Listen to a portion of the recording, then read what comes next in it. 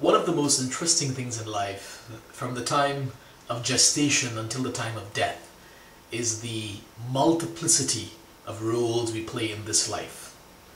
And everything about our life, from the time we are a student, into adulthood, into old age, professional life, and otherwise, is all based on the concept of relationship.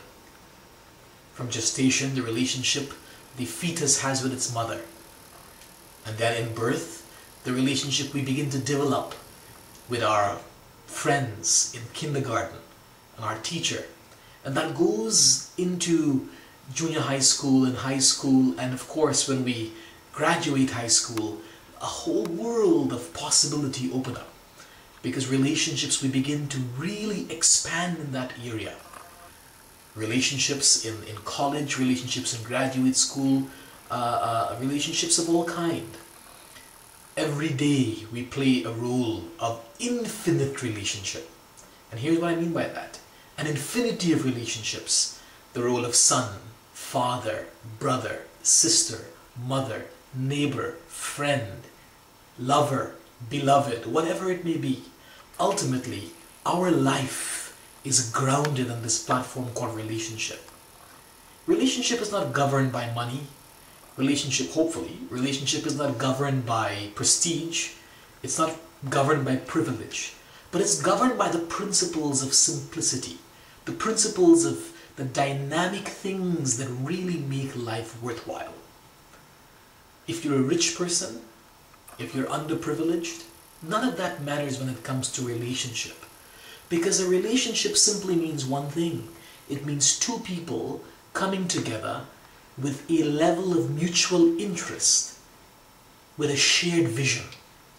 A relationship of a student and a teacher, one of the most fantastic relationships you can look at. There's so much you can gain from that relationship. There's learning, there is knowledge, there is education, there is inspiration, there is motivation, there's encouragement. There's a whole multiplicity of levels in which you can examine that relationship. And those principles, those exacting principles, parlay itself into every other relationship we have.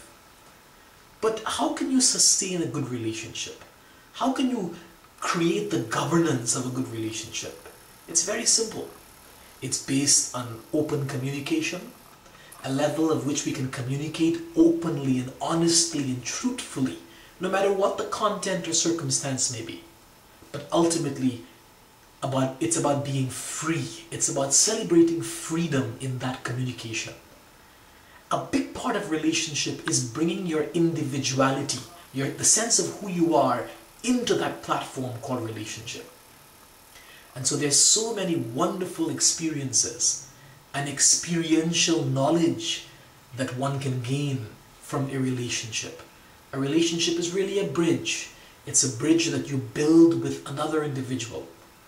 A bridge that takes you onto the path of cooperation and understanding and love.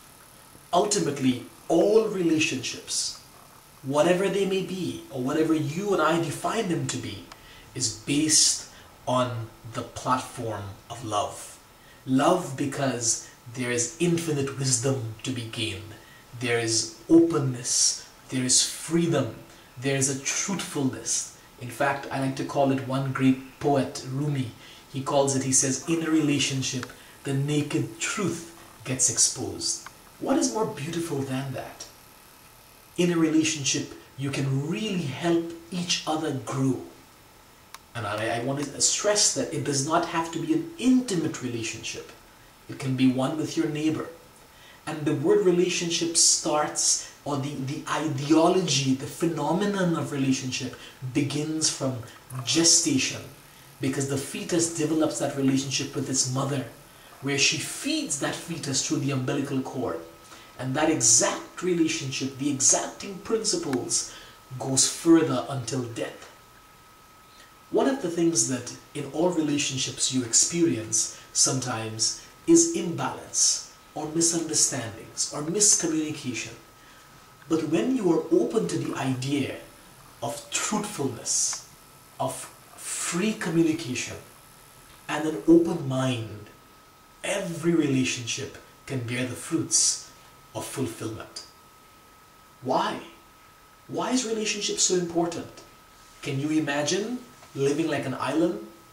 Perhaps you can. I can't. Because we need people. We need each other. Can you imagine living in this world by yourself? I don't think you can.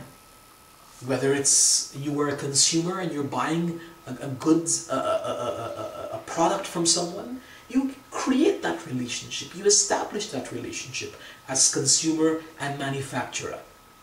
So it's important for us to invest in relationships. And more than any other time in history, I think the most valuable thing, especially in the crisis we're living in today, the economical crisis, the financial strangulation and coagulation, is to invest in relationships. Relationships that we can lean on, shoulders we can lean on, and people we can depend on when the time of need arrives. So I want to encourage all of you to renew your relationships. If for some reason you might have had some kind of a toxicity or some kind of a misunderstanding or some kind of a misdemeanor in your relationship, I want to encourage you to reach out to your friend. Reach out to that person. And sometimes there are two magical words that can really bring about paradise in any relationship. And these two words, very simple: I'm sorry. So if for some reason you are experiencing any kind of difficulty in your relationship, remember one thing: faith, hope, courage, and strength will bring you on this path of renewal and the spirit of real friendship and relationship. So I want to encourage all of you out there, if you haven't spoken to your mother in a long time, pick up the phone. If you haven't spoken to a friend in a long time, send an email. And if you haven't had a chance today to say to the people you love or the people closest to you how much you care about them, you can send them a text message.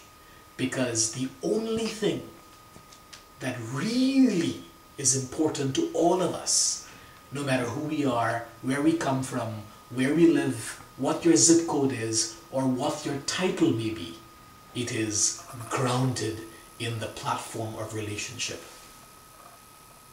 Nurture your relationships. Remember that you must invest in them, and the best investment is attention, appreciation, caring, and love. I hope you have a good relationship. Have a fantastic day.